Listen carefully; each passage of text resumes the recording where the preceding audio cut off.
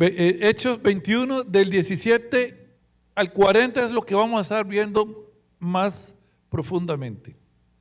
¿Okay? Este pasaje representa el regreso de Pablo luego de su tercer viaje misionero.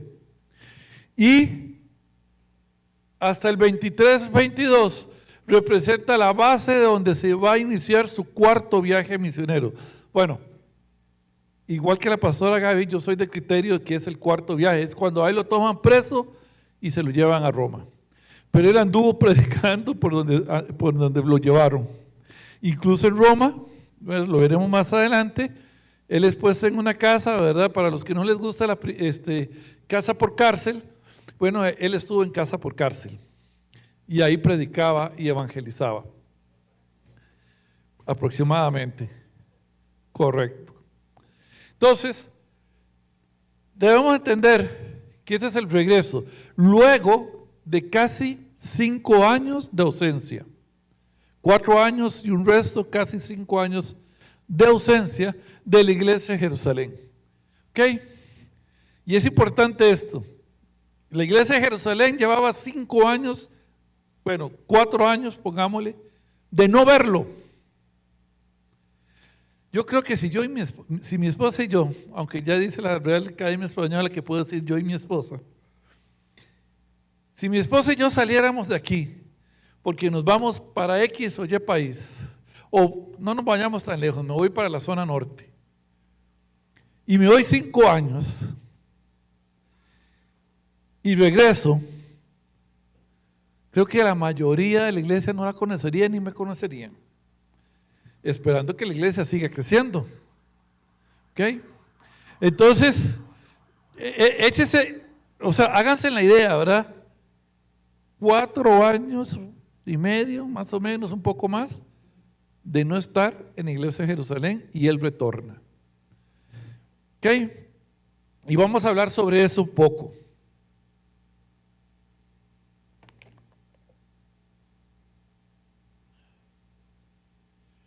Dice así la palabra de Dios.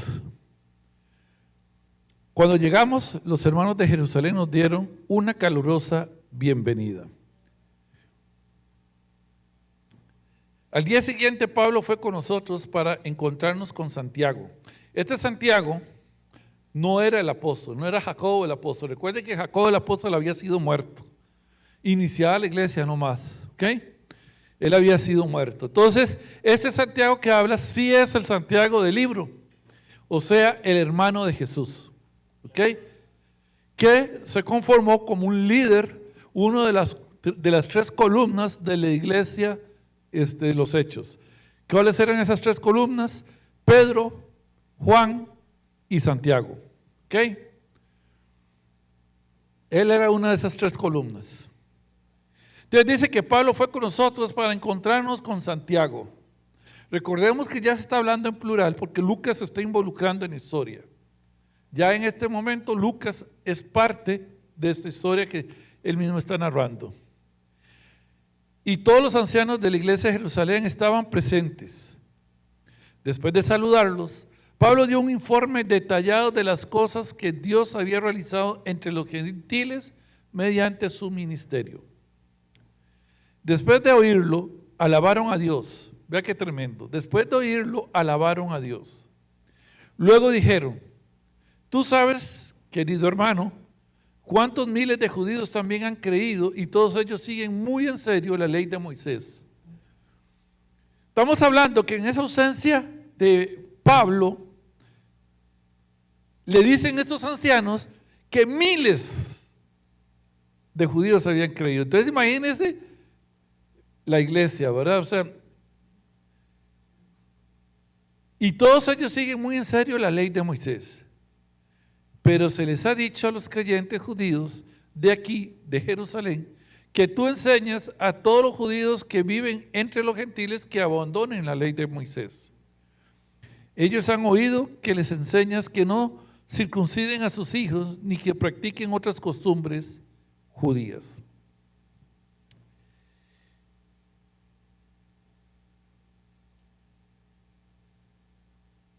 Regálenme un segundo porque se supone. ¿De ahí? Está muy rebelde. Ok, ya aquí me voy a ayudar.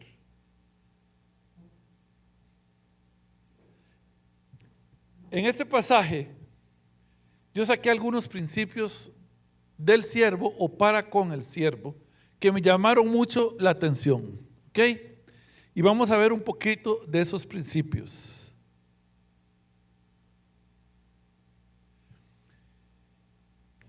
Tres principios básicos: el amor y la honra al siervo o al pastor. ¿Okay? El segundo principio, la rendición de cuentas. Y el tercer principio, la sujeción. A mí me llamó mucho la atención cómo una iglesia tan grande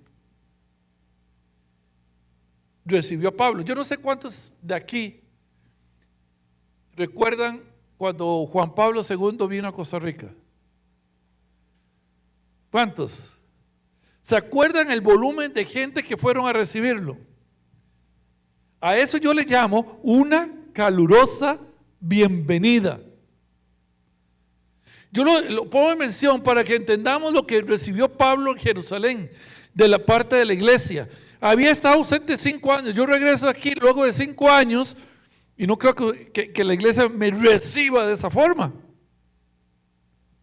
Como hemos perdido muchas veces.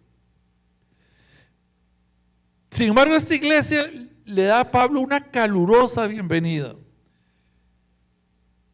Yo no estoy seguro que aquí haya alguien que haya visto la avenida de Kennedy. Yo no había ni nacido, pero fue algo también apoteótico en el país, según narra la historia, su recibimiento aquí en Costa Rica. Yo sí me acuerdo cuando George Bush vino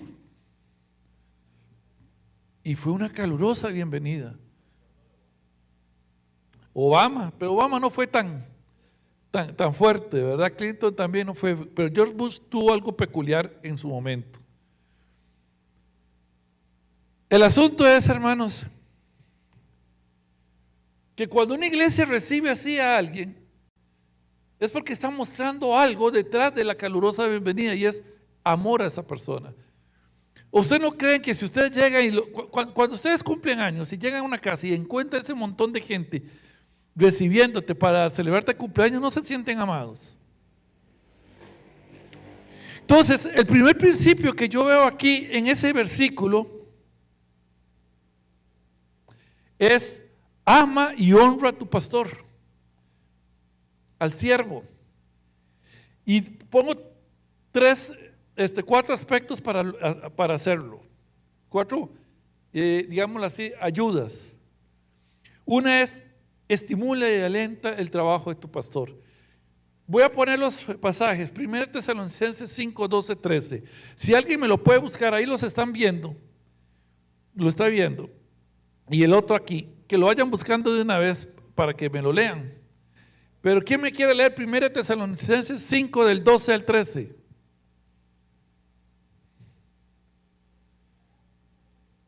(5, 12 al 13). ¿Usted lo va a leer?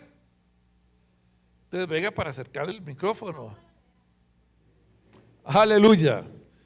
Que los tengan mucha honra, tener estima. ¿Usted cree que cuando viene Pablo y lo reciben así no era porque le tenían estima?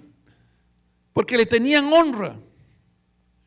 Muchas veces subestimamos el trabajo de nuestros pastores.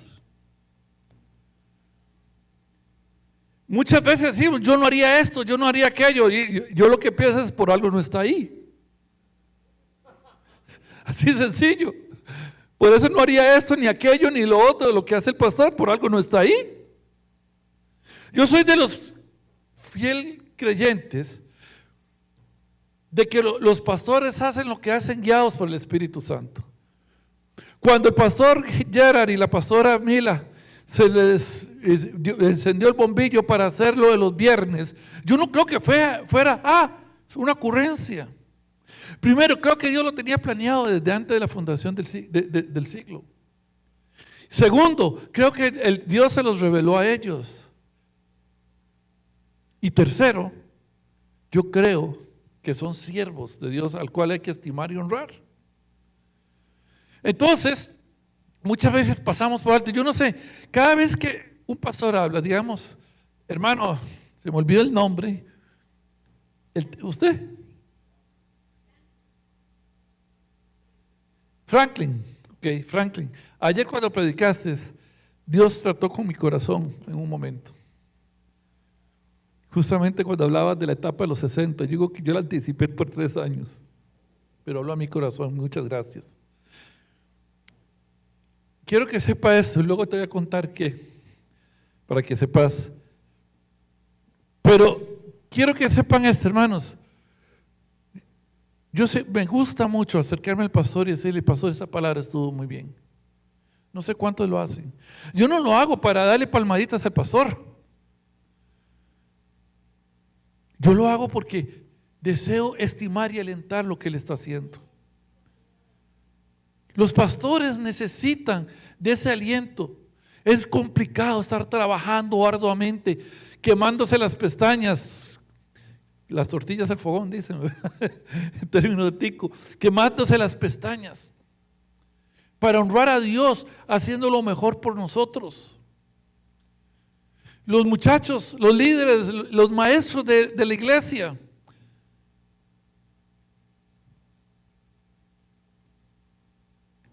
los maestros de niños, me despisté un poco porque decía, me faltan 19 minutos. Los maestros de niños, ¿cuántos se acercan de los que van a recoger los niños y les dicen, muchas gracias, qué buen trabajo estás haciendo?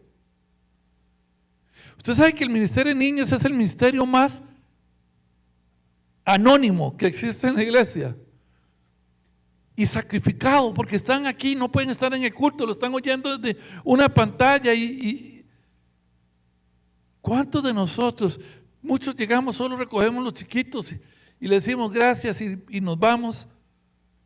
Pero ¿cuántos se han acercado a decirle gracias por lo que le estás dando a mi hijo? Por lo que le estás enseñando, por ese trabajo, por ese sacrificio. Yo creo que es algo que nosotros tenemos que acostumbrarnos a hacer, hermanos. Tenemos que aprender a estimar y alentar el trabajo, no solo de nuestro pastor, sino de todos los líderes que aquí estamos. Me encanta cuando Dan dice un aplauso al Dream Team. Quiero que le den un aplauso y se refiere al Dream Team y los felicita después de un culto. Me encanta. Porque eso es reconocer, es alentar el trabajo de los siervos.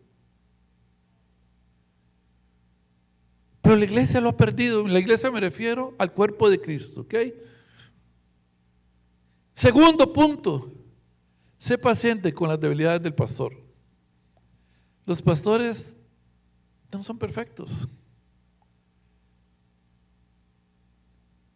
Y muchas veces fallamos, nos equivocamos y perdemos de vista la humanidad de ellos. 1 Corintios 13:4, ¿quién lo buscó? Hermanita, ¿tiene voz de arcángel? Bueno, ahí viene el micrófono para que les ayude. Bueno, perfecto. El amor es paciente, es bondadoso. El amor no es envidioso, ni jactancioso, ni orgulloso. Tomemos la parte ya. El amor es paciente. Es paciente. Rapidito. Yo tengo un pastor que amo con todo mi corazón. Estuvimos trabajando junto con él durante 15 años. Él era el pastor general, yo era el pastor de matrimonios en esa iglesia. 15 años. Se da una situación y mi esposa y yo decidimos salirnos. Por cosas de la vida que no vienen al caso, siento que él se molestó. Y recuerdo que yo salgo, ¿verdad? Yo tenía un grupo de WhatsApp que mandaba devocionales y a los 3 meses me da una llamada y yo alegre, me llamó porque yo lo amo. Y recibo la llamada y fue una regañada que yo me quería robar ovejas, que yo aquí, que yo lo otro. Yo creo que él ni se acuerda de eso, ¿verdad? Pero me regañó. Y ojo, él estaba en el grupo. ¿Me explico? O sea, él era consciente de los mensajes que yo mandaba y lo que yo decía, tipos devocionales. Y yo le digo, bueno, pastor, discúlpeme, voy a sacar a todos los de la iglesia. Y empecé a sacarlos. Algunos me llamaron y entonces yo nada más les dije, como ya no estoy en la iglesia, por eso fue, si quieren meterse, pues hable con el pastor de que quieren meterse y todo el asunto. Yo tratando de honrar lo que él había hecho. Pero lo interesante es que pasaron el tiempo y él no me llamaba, no me escribía, y yo sí le mandaba mensajes, pero él nunca me los respondió, nunca me los respondía. Lo invitaba a las celebraciones, todo el asunto, y el silencio era lo que él recibía. Y una vez mi esposa me dice, pero Raúl, ¿por qué? Es que ya no quiere. Y yo recuerdo cuando yo le dije, él, y así es, hermanos, él fue el instrumento de Dios para rescatar nuestro matrimonio. Y yo le dije, ese agradecimiento nunca lo perderé en mi vida. No importa su debilidad que haya en ese sentido, pero siempre le seré agradecido y siempre procuraré, en lo que a mí respecta, restaurar esa relación. Al tiempo, 3 años después, llegó el cumpleaños de mi esposa. Yo le había invitado, no había respondido, pero llegó. Fue una sorpresa. Y desde entonces empezó el proceso. Y hoy seguimos juntos, nos vemos, nos hablamos, nos mandamos chistes. Ojo, nunca me pidió perdón. Yo creo que nunca se acordó lo que había hecho. Pero ni falta que hace. Yo lo amo. Siempre le estaré agradecido. Siempre lo voy a honrar, siempre lo voy a estimar. Y estamos ahí en contacto y ahora sí llegan las actividades. Hemos ido a la casa de él junto con la pastora, murió la primera esposa, ahora se casó con otra hermana muy especial que amamos mucho también. Cocina igual de rico que la esposa. Pero ya no permitimos y fuimos pacientes con él. Qué fácil muchas veces olvidamos la gratitud de nuestros pastores y situaciones que vemos, debilidades que vemos, no somos pacientes y los desechamos. No, yo me voy a otra iglesia, no me gustó esto, hablé con él y no me gustó.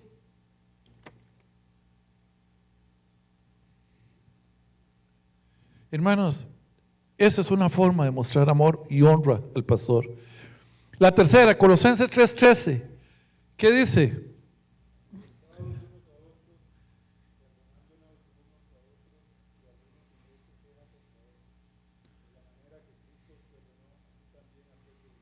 Amén. Tiene mucha relación con ser paciente.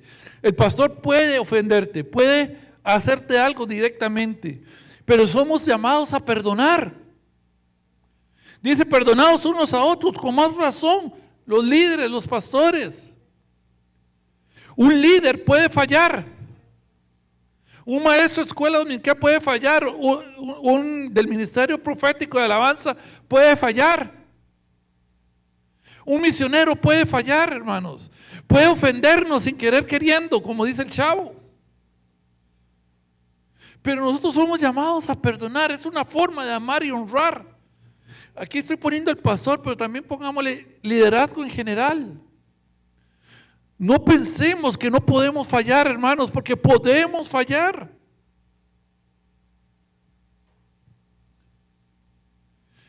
Y por último, respeta la autoridad de su pastor. Hebreos 13:17. ¿Quién lo tiene? Ahí viene el micrófono.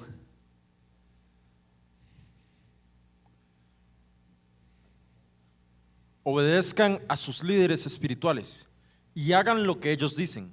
Su tarea es cuidar el alma de ustedes y tienen que rendir cuentas a Dios. Denles motivos para que lo hagan con alegría y no con dolor. Esto último ciertamente no los beneficiará a ustedes. Gloria a Dios. Lector oficial dice, gracias. Vea, hermanos, hay que respetar la autoridad de nuestros pastores. Si hay algo que mi esposa y yo hemos aprendido es que debemos respetar la autoridad de todos los que están sobre nosotros. No importa si pensamos igual o no igual, porque debemos guardarnos. No hay nada de mayor beneficio, como dice esa traducción que me encantó, que es respetar la autoridad de nuestros pastores. Y usted ahí lo dice claramente, ellos cuidan de nuestras almas. ¿Okay? Ellos cuidan de nuestras almas. Hermano, yo no sé si usted se ha puesto a analizar, el pastor Dan cuida de mi alma, el pastor Gerardo y la pastora Mila cuida de mi alma, la pastora Mimi, el pastor Diego cuida de mi alma, cada uno de los líderes que están sobre mí cuidan de mi alma, porque a eso han sido llamados, a cuidarnos a nosotros. Por eso debemos respetar su autoridad, no cuestionarla. No estoy diciendo que caminemos a ciegos. Si yo hay algo que no me parece de X o Y asunto, yo voy y busco pastor Dan, pastor Gerardo, pastor Diego, whatever, y le digo, siento que esto y aquello y lo otro no va. Pero queda ahí él y yo en ese momento, lo escucho, pero respeto su autoridad y le obedezco. Un pastor, una vez de la iglesia donde venimos, reciente, le pedimos dirección sobre una situación que estábamos viviendo. Mi esposa tenemos algo claro, un pacto. Cuando nosotros buscamos a un pastor para pedirle dirección, nos vamos a sujetar a lo que él diga, nos guste o no nos guste. Pues les digo un secreto, no me gustó. Lo que dijo no me gustó. Yo quería otra respuesta. Hoy en día, si alguno de ustedes viene con la misma situación, yo no le daría la respuesta que él me dio a mí. ¿Okay? Sigo pensando que tal vez la otra, la que yo pensaba es mejor. Pero cuando él dio esa respuesta, nos sujetamos, respetamos su autoridad y seguimos esa dirección. Y voy a decirles esto, pastor, hermanos, el Señor nos bendijo a través de esa decisión. Tal vez la mía era mejor. Pero el hecho que nosotros respetáramos su autoridad, y otra vez la clave, no. El hecho que nosotros respetáramos su autoridad trajo la bendición de Dios para nuestras vidas sobre esa dirección, aunque tal vez, solo tal vez, no fuera la mejor. Lo sabré cuando yo dé otra dirección diferente y meta las patas. Y diga, no, sí, era mejor la de él. Pero hermanos, lo que quiero decir con esto, por eso me encantó ese término, es para beneficio de nosotros. Nosotros lo seguimos, letra a letra. Y fue para beneficio nuestro al final, siempre. Amén. Voy a irme allá para gritar amén un momento. Chile malo, dice mi esposa. Ok. El punto 2, que es rendición de cuentas. Qué importante esto. Ahí están los pasajes para que los busquen y me lo lean cuando los pidan. Cuando nosotros servimos a Dios, hermano, no podemos creer que estamos solos sirviendo a Dios. Tenemos unos amigos misioneros que amamos, que llevamos como un año de conocerlos, pero hasta la gente que nos ve dice que piensa que llevamos más de 10 años, que están allá sentados.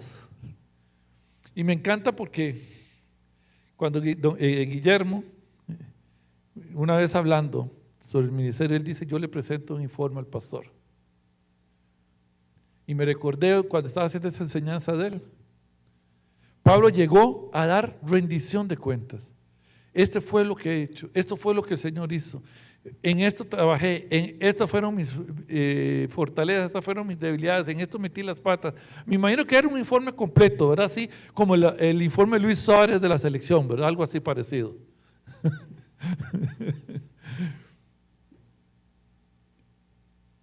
Nosotros somos llamados a rendir cuentas, no estamos solos. Yo siempre he dicho, a mí me encantan los superhéroes. Soy fan tanto de Marvel como de DC. Pero hay un superhéroe, bueno, y no se le puede llamar superhéroe, porque poderes así como poderes no tenía, pero me encantaba verlo de niño, que Dios no va con él. Se llama el llanero solitario. Nunca entendí por qué solitario, porque siempre tenía un indio a la par, pero así se llamaba, el llanero solitario. Hermanos, Dios no quiere llaneros solitarios en el reino. Si tú piensas ser un llanero solitario, estamos, como dicen las tortillitas, ya le estoy haciendo publicidad, ¿verdad? Estamos pa'l tigre. Dios no quiere llaneros solitarios. Dios quiere un cuerpo que trabaje unido, junto. Y la única forma de lograrlo es a través de la rendición de cuentas. Necesitamos acostumbrarnos a que yo debo rendirle cuenta a mi pastor, pastores, líderes, de lo que yo estoy haciendo o no estoy haciendo. A mí me encanta, si yo no vengo un domingo, decir no voy a llegar por eso y esto. No lo he cumplido últimamente por una situación especial que nos ha hecho faltar incluso imprevistamente para nosotros. Pero me encanta poder decirlo, no voy a llegar. Rendición de cuenta, voy a estar en tal lado. Romanos 14:12, ¿quién lo tiene? Vamos, hermanita, ahí están todos los versículos para que los tengan listos cada uno. Romanos 14:12, ¿quién lo tiene? Tendrá que responder por sí mismo ante Dios. La primera rendición de cuenta va a ser ante Dios. Cada uno, ustedes no sé si lo han pensado, pero cada uno de nosotros vamos a tener que responder por nosotros mismos delante de Dios. Y vea, a Dios no se le esconde nada. El informe de rendición de cuentas a Dios va a ser avalado por el libro de la vida. No, en un momento, Raúl, eso que estás diciendo yo no lo tengo aquí escrito. ¿Cómo es que usted hizo eso? Sí, yo no lo apunté ahí. Sí, es que eso era heno. ¿Cómo es, mi amor? Heno, hojarasca. Madera, heno y hojarasca. A mí siempre se me olvidan esos tres. Eso es madera, heno y hojarasca. Y se quemó. Pero hermanos, si lo que tú haces no es la voluntad de Dios, va a ser madera, heno y hojarasca. Así sencillo. ¿Okay? Si Pablo hubiera ido a donde él quería ir, que era al lado de Asia, y el Espíritu Santo le dijo que no, y él hubiera ido, todos nosotros hubiéramos dicho, está bien, es bueno, era ir a evangelizar, pero habría sido madera, heno y hojarasca en la vida de Pablo, porque Dios no quería que fuera, aunque fuera a evangelizar.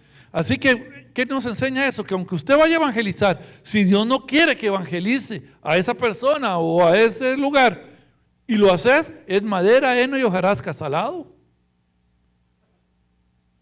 Porque tú y yo somos llamados a hacer su voluntad, no la nuestra. Hebreos 4:13. Ahí llega el micrófono. No hay nada en toda la creación que esté oculto a Dios. Todo está desnudo y expuesto ante sus ojos y es a Él a quien rendimos cuentas. Y es a Él a quien rendiremos cuentas. Y recuerde eso, nada hay oculto.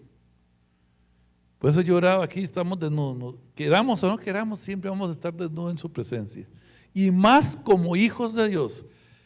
El problema no es estar desnudos delante de Él. El problema es estar desnudos y avergonzarnos. ¿Ok? Ante nuestros pastores, Esdras 8:29, ¿quién lo lee?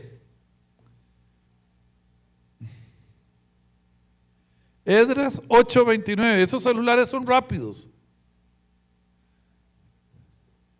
Ahí está, el hermano lo va a leer, Franklin.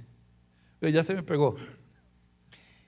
Vigilad y guardadlos hasta que los peséis delante de los príncipes, de los sacerdotes y levitas y de los jefes de las casas paternas de Israel en Jerusalén, en los aposentos de la casa de Jehová. Gloria a Dios. Esta historia de Esdras 8:29 narra un mandato que les dice a ciertos sacerdotes, les dan como encomienda llevar unos utensilios hasta Jerusalén. Pero dice, cuando lleguen ahí van a ser pesados por los sacerdotes allá. Eso es rendición de cuenta ante nuestros pastores. Ellos tenían que llegar, entregar y esperar a que pesaran todo para rendir cuentas de todo lo que hay llevado, a ver si cuadraba con el packing list de hoy en día, ¿ok? El traje, exactamente. Entonces, nosotros tenemos que rendir cuenta a nuestros pastores. Eso fue lo que hizo Pablo cuando llegó a la iglesia. Fue a buscar a Santiago, que era una de las columnas, para rendirle cuenta de lo que él había hecho. Hemos sido llamados a rendir cuenta a nuestros pastores, ya eso lo toqué un poco. Y luego dice, ante el cuerpo de Cristo. ¿Quién tiene? 1 Corintios 12, del 12 al 28. Aquí el hermano. El lector oficial, decía aquí la hermana. Es largo, pero lo intentamos. Dice así, un cuerpo con muchas partes, el título. Verso 12, el cuerpo humano tiene muchas partes, pero las muchas partes forman un cuerpo entero. Lo mismo sucede con el cuerpo de Cristo. Entre nosotros hay algunos que son judíos y otros que son gentiles. Algunos son esclavos y otros son libres. Pero todos fuimos bautizados en un solo cuerpo por un mismo espíritu y todos compartimos el mismo espíritu. Así es, el cuerpo consta de muchas partes diferentes, no de una sola. Si el pie dijera, no formo parte del cuerpo porque no soy mano, no por eso dejaría de ser parte del cuerpo. Y si la oreja dijera, no formo parte del cuerpo porque no soy ojo, ¿dejaría por eso de ser parte del cuerpo? Si todo el cuerpo fuera ojo, ¿cómo podríamos oír? Y si todo el cuerpo fuera oreja, ¿cómo podríamos oler? Pero nuestro cuerpo tiene muchas partes y Dios ha puesto cada parte justo donde Él quiere. Qué extraño sería el cuerpo si tuviera solo una parte. Efectivamente hay muchas partes, pero un solo cuerpo. El ojo nunca puede decirle a la mano, no te necesito. La cabeza tampoco puede decirle al pie, no te necesito. De hecho, algunas partes del cuerpo que parecieran las más débiles y menos importantes, en realidad son las más necesarias. Y las partes que consideramos menos honorables son las que vestimos con más esmero. Así que protegemos con mucho cuidado esas partes que no deberían verse, mientras que las partes más honorables no precisan esa atención especial. Por eso, Dios ha formado el cuerpo de tal manera que se les dé más honor y cuidado a esas partes que tienen menos dignidad. Eso hace que haya armonía entre los miembros, a fin de que los miembros se preocupen los unos por los otros. Si una parte sufre, las demás partes sufren con ella. Y si una parte se le da honra, todas las partes se alegran. Verso 27. Todos ustedes en conjunto son el cuerpo de Cristo, y cada uno de ustedes es parte de ese cuerpo. A continuación, en el verso 28, hay algunas de las partes que Dios ha designado para la iglesia. En primer lugar, los apóstoles. En segundo lugar, los profetas. En tercer lugar, los maestros. Los que hacen los milagros, los que hacen el don de sanidad, los que pueden ayudar a otros, los que tienen el don de liderazgo, los que hablan en idiomas desconocidos. Aleluya. Somos parte de un cuerpo. Cuando estaba leyendo le dice, qué raro sería que fuera el cuerpo solo una parte. Me recordó un chiste, ¿verdad? Que dice que nace el chiquito de una mujer, ¿verdad? Y quiere irlo a ver. Y cuando los padres van a verlo, le dice el doctor, sí, pero quiero advertirles algo. Su hijo nació sin piernas. No importa, sí lo amo. Pero hay algo más. El chiquito nació sin brazos. No importa, sí lo amo. Nació sin tronco. No importa. Bueno, está bien, vamos a ver. Y le traen una gran oreja. Te digo, ay, mi amor, yo te amo. Y le dice el médico, más duro porque no oye. Qué raro sería si fuéramos una sola parte del cuerpo. ¿Verdad? Como este niño que era una oreja. Dios no nos hizo así, hermanos. Dios nos hizo de tal forma que pudiéramos apoyarnos unos a otros. Y eso se hace a través de la rendición de cuenta unos a otros. Yo tengo que responderle a mi hermano, no sé, aunque no sea mi pastor, por mi vida. A través de esa rendición de cuentas, yo puedo recibir el apoyo del cuerpo de Cristo. ¿Ok? Nosotros tenemos que caminar en forma transparente. Dice Pablo que somos cartas abiertas para ser leídas por los demás. Vean, hermanos, hay algo que no puede existir en nuestro lenguaje como hijos de Dios, y es esta frase: es mi vida. Cuando tú vienes a los pies de Jesucristo, desapareció tu vida, hermano. Ya no vivo yo, mas vive Cristo en mí.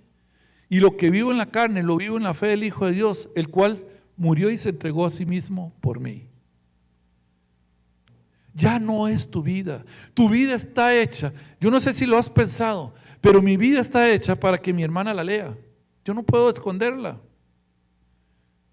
No soy llamado a esconderla, yo soy llamado a que ella pueda leer mi vida, a que mi hermana pueda leer la de ella y así todos podamos leer la vida de cada uno.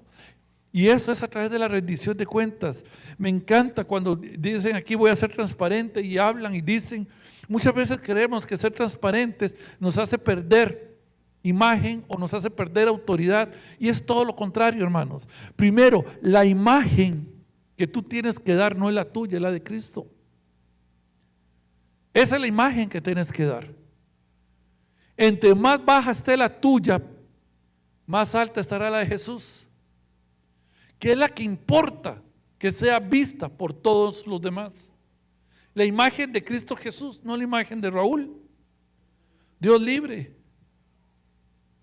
Amén.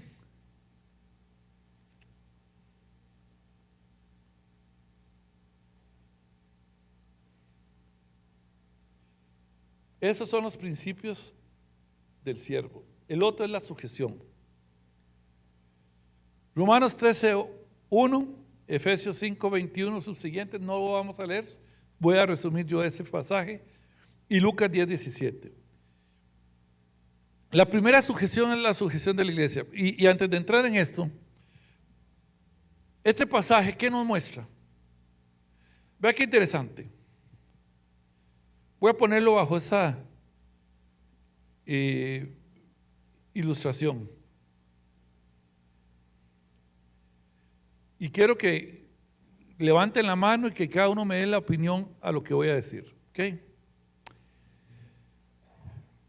Salgo yo de una iglesia y me voy 4 años a hacer obra misionera.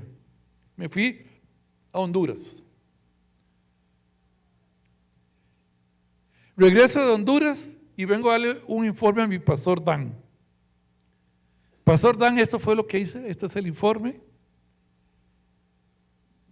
Recuerde que en el periodo de Pablo no podía mandar mails de informe de diarios, ni WhatsApp, ni nada, ¿verdad? Tenían que esperarse hasta el final del viaje para hacer el informe. Llego yo y le doy el informe. Y me dice, Pastor Dan, excelente, qué tremendo, Raúl, muy bueno, qué bendición. Y están todos los ancianos, ¿verdad? Diego, Mimi, Gerardo, la pastora Mila, el pastor Luis, la pastora Casey, Mike, la pastora Silvia. Están todos ahí, el cuerpo de ancianos. Y llega y me dicen, precioso, nos encanta ver lo que Dios ha hecho. Pero mañana que vengas a la iglesia necesitamos un favor tuyo. Yo he estado predicando la libertad en Cristo, la gracia. Y dice, necesitamos primero que todo que se corte el pelo, porque tengo el pelo un poco corto, larguito. Segundo, que venga más casual formal, no en jeans ni en camiseta, casual formal. Tercero, que tu esposa venga con un vestido que le llegue hasta los tobillos y que no se pinte. ¿Ok? ¿Por qué? Porque la gente ha dicho que usted está contra guardar la buena etiqueta espiritual delante de Dios y que le ha dicho a la gente que puede vestir como usted le dé la gana, no importa si se pone minifaldas, no importa si anda en bikini, que puede andar así. Entonces necesito que usted venga así y se presente así y hable a la iglesia de esa forma, con su esposa los vestidos hasta el tobillo, sin pintar, sin aretes. Ok, pregunta. ¿Lo harían? ¿Cómo se sentirían? Levanten la mano, ¿cómo se sentirían?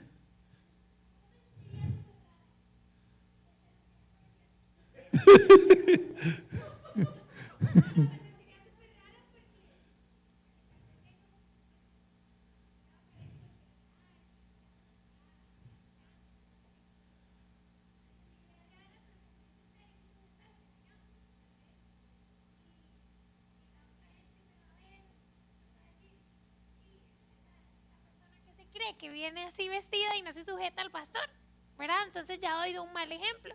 Y la Biblia dice, ay de aquel que haga caer a uno de mis pequeños, ¿verdad? Entonces, creo Sí, que me el parecería problema raro. que tiene, está bien, pero veámoslo así. Usted ha estado predicando con que la vestimenta no es importante delante de Dios, que el pelo largo no es importante delante de Dios, que el ponerse aretes o pintarse ni fa ni fu para entrar al reino del cielo, si un momento a otro entra, lo ponen y le dicen, no, usted tiene que venir a la iglesia, contrario a todo lo que usted ha estado enseñando durante 4 años y medio en las iglesias.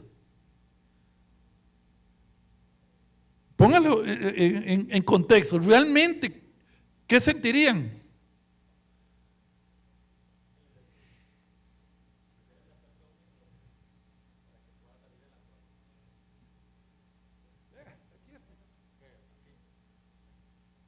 Ya te lo devuelvo.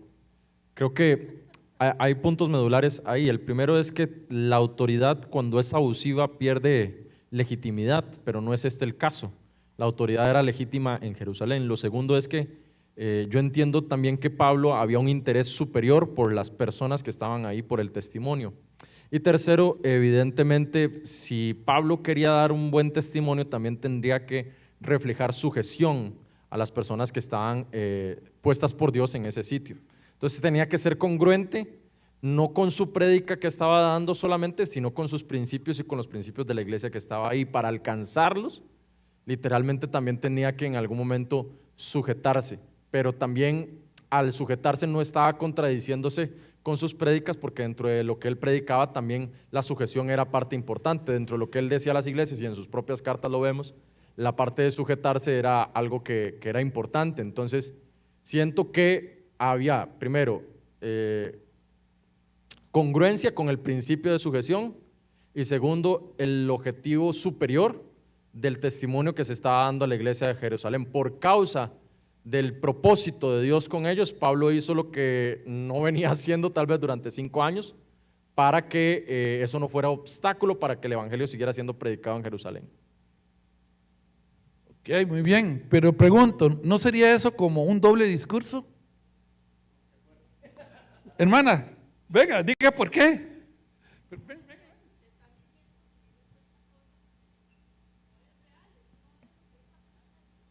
La palabra de Cristo dice que tienes que ser legítimo, que tienes que amar a tu prójimo sin importar tu apariencia, tienes que ser buena persona, tienes que ayudar al prójimo, amarlo, y eso no incluye tu apariencia, ni cómo vistes. Eso incluye su personalidad, su ser, su alma, su corazón. ¿Están de acuerdo con ella, hermanos? Estamos hablando de estuche y no de corazón. Sí, no, dice por ahí. Aquí el hermano, llévele el micrófono, a ver. Porque es interesante, ¿verdad? Bueno, algo que el Evangelio o algunas personas han hecho es culturizar a los pueblos, y eso, como decía ahorita, es un doble discurso, porque en cierta forma, digamos, cuando yo llego a un lugar, voy a poner algo que leí hace varios años. Unos misioneros fueron una vez a África, y en este lugar de África las mujeres pues, no tenían blusas, entonces andaban al aire. Pues la misionera les llevó blusas, y ellas, pues muy contentas con las blusas, las cortaron para que los pechos volvieran a salir, ¿verdad? O sea, entonces es una cosa de cultura. Hay veces considero que la cultura, hay culturas de todo tipo, y creo que una de las cosas que tal vez que pasó en la iglesia a principios es que querían culturizar el judaísmo, querían seguir con las tradiciones, que eso fue lo que en cierta forma le trataron de reclamar a Pablo con respecto a que no siguiera lo de Moisés y el asunto. Entonces, en ocasiones creo que se olvidan de la gracia, o sea, la salvación es por gracia, y creo que ese es el punto modular, ¿no? Nosotros, bueno, yo no vengo a culturizar, yo no vengo a que sean ticos o a que hagan lo que hacen los ticos, porque los hondureños, como usted, el ejemplo que usted estaba poniendo, tienen otra cultura en este caso. Ahora, hay cosas en la cultura, como digamos el sacrificio de niños, que sí, eso hay que quitarlo, eso hay que erradicarlo, y eso pues de ahí hay que hablarlo claramente sobre lo que Dios pide. Pero una vestimenta, considero que en ocasiones, es mi punto de vista, ¿verdad? O sea, yo lo considero así, no me hace santo o me deja de ser santo, es mi concepto. Ok, perfecto. Vea, es interesante porque vea lo que dice aquí la palabra de Dios. Luego dijeron, tú sabes, querido hermano, cuántos miles de judíos también han creído. Y todos ellos siguen muy en serio la ley de Moisés. Pero se les ha dicho a los creyentes judíos de aquí de Jerusalén que tú enseñas a todos los judíos que viven entre los gentiles que abandonen la ley de Moisés. Él nunca enseñó eso. Si usted lee bien las cartas de Moisés, de Pablo, él nunca enseñó eso. Lo exageraron, digamos así. Ellos han oído que le enseñas que no se circunciden. Él lo que enseñó es que la circuncisión nada es y la incircuncisión nada es, no que no se circuncidaran. Y esos hijos ni que practiquen otras costumbres judías. ¿Okay? Vea lo interesante de esto, hermanos.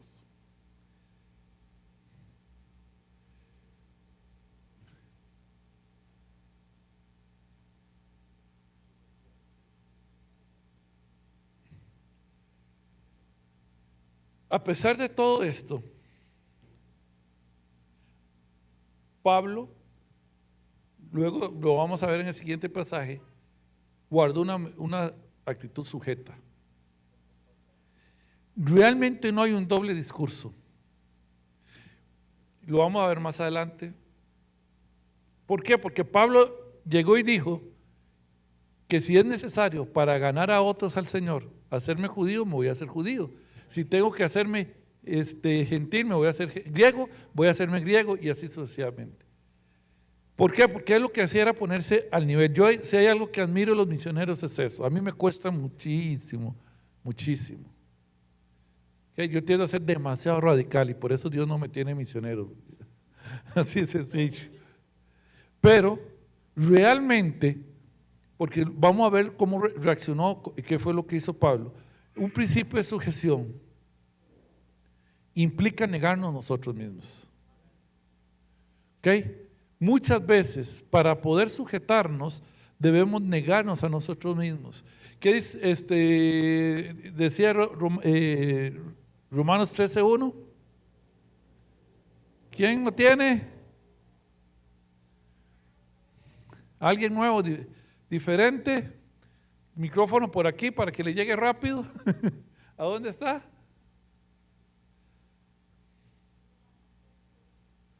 Ahí va el micrófono. Gracias. Toda persona debe someterse a las autoridades de gobierno, pues toda la autoridad proviene de Dios, y los que ocupan puestos de autoridad están allí colocados por Dios. Vea qué importante eso. Toda autoridad es puesta por Dios. Y los que la ocupan son puestos por Dios. Qué difícil entenderlo cuando vemos un caso de Hitler. 6 millones de judíos muertos. Pero la Biblia dice que toda autoridad es puesta por Dios. Y que los que están en esos puestos de autoridad son puestos por Dios. Y uno para entenderlo le cuesta mucho, porque ¿cómo puedo decir que Hitler fue puesto por Dios? Pero hay algo que tenemos que comprender. No hay ni una hoja de un árbol, ni un pelo de la cabeza que se caiga si no es por su voluntad. Aquí no estamos hablando de la voluntad propiamente directa de Dios, sino de la soberanía de Dios, que son dos cosas diferentes. Nada escapa a su soberanía. Él todo lo sabe, todo lo conoce.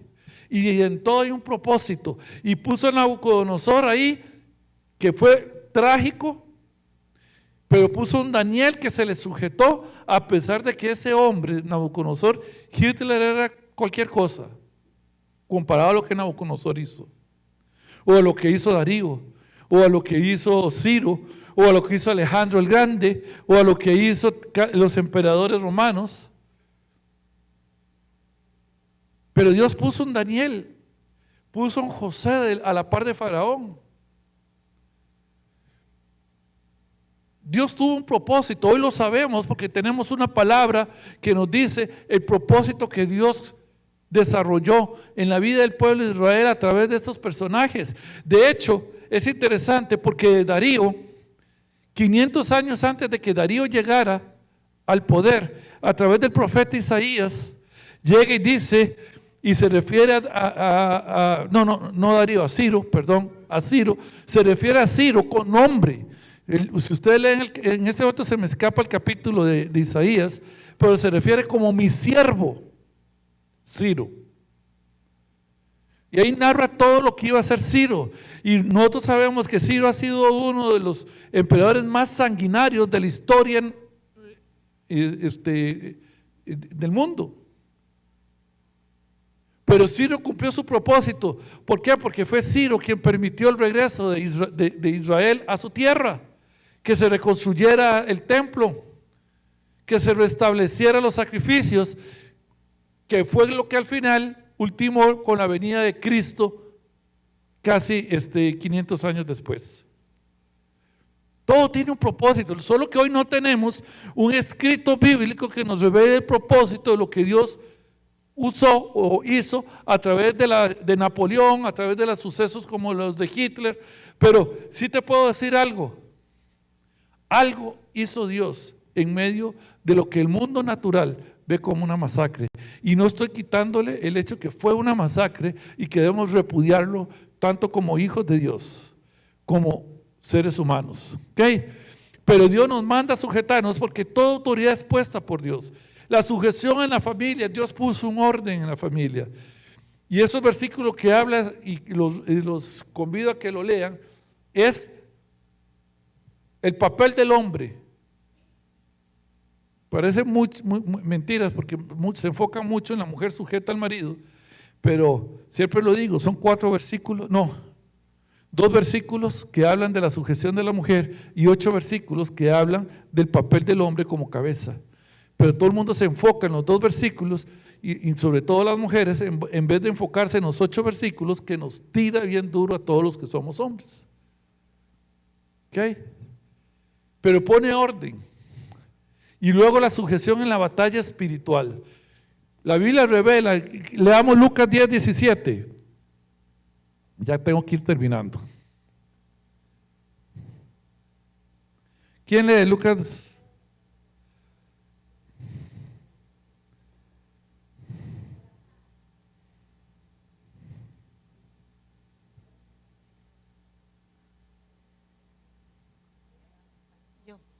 Dice, cuando los 72 discípulos regresaron, le informaron llenos de alegría: Señor, hasta los demonios nos obedecen cuando usamos tu nombre. Hasta los demonios se nos sujetan, dice en otra versión. Vea qué importante. Y quiero que entiendan esto, hermanos. Si ustedes están en Cristo y utilizan el nombre de Cristo correctamente, y me refiero correctamente en una vida de integridad e intimidad con Dios, los demonios se nos sujetan a nosotros. Hasta los demonios. No lo voy a leer, tengo que ir terminando, pero en uno de los pasajes que tenía, voy a ponerle nada más los pasajes, no los vamos a leer.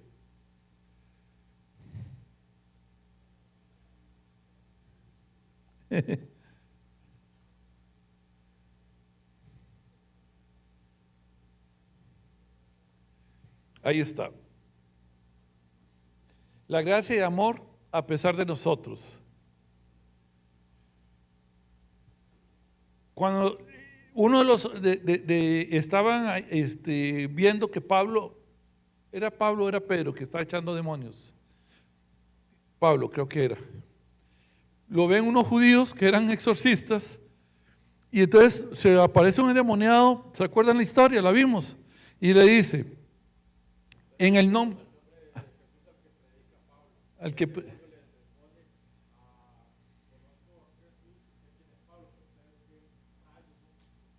y fueron revolcados. Ve, hermanos, si ustedes quieren poner autoridad sobre los demonios, tienen que garantizarse que Dios les conoce. Si no, no traten de dominar demonios. Porque vea lo que dijo claramente estos demonios. Sabemos quién es Jesús. Y a Pablo le conocemos. Perdón, tienen que ser conocidos por el enemigo como hijos de Dios. Porque si no, hermanos, en balde van a lograr que estos se te sujeten. Y muchas veces estamos en luchas espirituales, pero nuestra vida nos hace no ser conocidos por el enemigo. Ah, claro, Raúl está reprendiendo que yo llegue y en el nombre de Jesús todo enfermedad salga del cuerpo de fulano, sutano, mengano. Ok, yo sé quién es Jesús, pero vos quién eres. Y la única forma que el demonio sepa quién eres es cuando tú tienes el respaldo de Dios en tu vida. Y la única forma de tener el respaldo de tu vida es teniendo intimidad con Dios, estando siempre en su presencia y permitiendo que el Espíritu Santo te llene todos los días de tu vida. No hay otra forma. Si quieres tener autoridad y que los demonios se te sujeten, hermanos, busquen la intimidad con Dios. Y solo así los demonios sabrán quién eres tú delante de Dios. Solo así. Si no, no pierdan el tiempo. Usted puede declarar las cosas que usted quiera, que las declaraciones no sirven para nada si tú no eres hijo de Dios. Ah, yo declaro vida.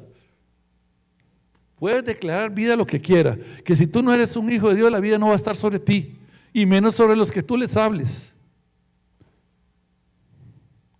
El creyente no se hace por lo que declara, el creyente se hace por su intimidad y su relación con Dios y por su mover en el Espíritu Santo en su vida, por la llenura del Espíritu Santo en su vida, no por lo que declares o no declares. Eso no te hace hijo de Dios. Declaraciones positivas las vemos en el mundo. Los mismos mundanos hacen declaraciones positivas. Y muchas veces yo he visto que la iglesia, me refiero al cuerpo de Cristo, se pone a declarar como un sinónimo de esas declaraciones positivas. Eso no va a cambiar tu vida la va a cambiar el nombre de Cristo Jesús y el poder del Espíritu Santo en ti. Es lo único que cambia tu vida. La iglesia, el libro de los Hechos, lo que nos muestra son los hechos del Espíritu Santo. Del Espíritu Santo. ¿Cuánto conoces vos al Espíritu Santo? ¿Cuánto tiempo buscaste su presencia para que Él llene tu vida? Dice Pablo, no os embriaguéis con vino, mas sed llenos. ¿De quién? Del Espíritu Santo, en el cual no hay disolución. Nosotros debemos ser llenos del Espíritu Santo. Es lo único que puede ayudarnos. ¿Quién quiere leer? Terminando, 1 Corintios 7, 17 al 20. Rapidito, por favor. Léalo. Micrófono, ahí va corriendo. Esta mujer creo que hoy ha corrido más de lo que caminamos nosotros en la mañana. Cada uno debería seguir viviendo en la situación en que el Señor lo haya puesto y permanecer tal como estaba cuando Dios lo llamó por primera vez. Esa es mi regla para todas las iglesias. Por ejemplo, un hombre que se circuncidó antes de llegar a ser creyente no debería tratar de revertir su condición. Y el hombre que no estaba circuncidado cuando llegó a ser creyente no debería circuncidarse ahora, pues no tiene importancia si un hombre ha sido o no circuncidado. Lo importante es cumplir los mandamientos de Dios. Cada uno debería permanecer tal como estaba cuando Dios lo llamó. Okay, Pablo no estaba hablando de que no se circuncidaran. Estaba hablando, si venís a los pies de Jesucristo circuncidado, tranquilo. Si no estás circuncidado, no busques circuncidarte. En la forma en que Dios te llamó, en tal forma quédate. Y serví a Dios con libertad. Es diferente a lo que los rumores le llegaron a los judíos a la iglesia. 1 Corintios 9, 19 al 23. Aquí eso. A pesar de que soy un hombre libre y sin amo, me he Oh, hecho perdón un momento. Vea lo que dice. Hombre libre y sin amo. y sin amo. Me he hecho esclavo de todos para llevar a muchos a Cristo. Cuando estaba con los judíos, vivía como un judío para llevar a los judíos a Cristo. Cuando estaba con los que siguen la ley judía, yo también vivía bajo esa ley. A pesar de que no estoy sujeto a la ley, me sujetaba a ella para poder llevar a Cristo a los que estaban bajo la ley. Cuando estoy con los gentiles, quienes no siguen la ley judía, yo también vivo independiente de esa ley para poder llevarlos a Cristo, pero no ignoro la ley de Dios, obedezco la ley de Cristo. Cuando estoy con los que son débiles, me hago débil con ellos, porque deseo llevar a los débiles a Cristo. Sí, con todos trato de encontrar algo que tengamos en común y hago todo lo posible para salvar a algunos. Hago lo que sea para difundir la buena noticia y participar de sus bendiciones. Aleluya. Entonces no era un doble discurso. Pablo aquí lo está aclarando. El amor nos lleva a ser como aquel al que vamos a predicar. Dice, si son débiles, yo me hago débiles con ellos. Él una vez dijo en otro, y no lo puse aquí, pero él dice, después de disertar sobre el comer carne, él llega y dice, yo sé, y lo estoy parafraseando, que comer carne ni fa ni fu. Pero si mi hermano débil, el que yo coma carne, le es ocasión de caer, dice, yo no comeré carne jamás. Nosotros tenemos que ser movidos por el amor de aquel hermano débil en la fe, o por amor a aquel hermano que más que débil en la fe es que ni siquiera tiene la fe. Y si yo encuentro algo que me puede unir a él para poderle presentar el evangelio, entonces saco provecho de eso. Estamos haciendo senderismo. Y vienen personas que no conocen del Señor y empiezan a hacer y encuentran algo diferente. ¿Por qué? Porque eso nos tiene en común. Y entonces se sienten abrazados por esa actividad y empiezan a recibir el evangelio, la palabra, que de otro modo no estarían recibiendo. Eso es lo que decía Pablo. Si ellos son judíos, yo me voy a hacer con ellos judíos porque tengo algo en común. Yo fui creado como judío, yo los puedo entender, entonces me voy a sentar con ellos como judío. Aunque yo sé que el practicar o no practicar la ley no es lo que me salva. Pero yo necesito ganarlos para Cristo, y la única forma de ganarlos para Cristo es siendo como ellos. Vea, hermanos, si yo me encuentro a una persona que cree que el tatuarse es del demonio, yo no lo voy a juzgar por eso. Yo me voy a poner a su nivel para poderlo ganar para Cristo. Y eso es lo que tenemos que buscar en nuestras vidas. Eso fue lo que hizo Pablo. Pablo no fue que hizo un doble discurso, no fue que llegó, porque dice la historia que él llegó y se fue con los devotos y se presentó a la sinagoga y empezó a hablar su testimonio. No fue recibido bien ese testimonio, pero aún así, él dio ejemplo por amor de aquel que necesita de la salvación. Yo me haré como él. Siempre y cuando eso no me aparte de Dios. Vea lo que acabamos de leer. Yo no estoy regido por la ley de Moisés, pero sí guardo la ley de Dios, la ley de Cristo. Y la ley de Cristo, ¿ustedes saben cuál es la ley de Cristo? ¿Ah? Recuerde cuando le preguntan a él sobre... un nuevo mandamiento os doy, que os améis los unos a los otros como yo os he amado. ¿Cómo nos amó el Señor? Él se negó a sí mismo, se despojó de ser Dios, dejó toda su divinidad, su túnica, ¿verdad? La tiró y se vino y murió como hombre, fue crucificado en una cruz, y dice Pablo en palabras más duras, fue maldito en la cruz, para que tú y yo fuéramos hechos justicia de Dios en él. Y él se clavó en esa cruz para que tú y yo fuéramos hechos justicia. Esa fue la forma en que Dios nos amó. Cuando tú vayas a un converso o al mundo, clávate en la cruz. clávate en la cruz. De nada vale mi conocimiento espiritual si este es un obstáculo para ganarte a ti o ganar a cualquiera para Cristo Jesús. Prefiero no tener ese conocimiento. Amén. Vamos a orar. Si tienen alguna pregunta, no sé. El resto de la historia, resumida,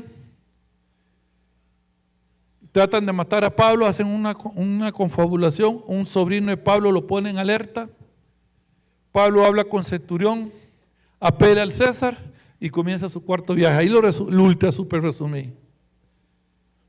¿Ok? Pero yo sentí del Señor estos principios que les acabo de hablar y espero que sean de bendición para sus vidas como lo es para las mías. Y vamos a orar, ¿está bien?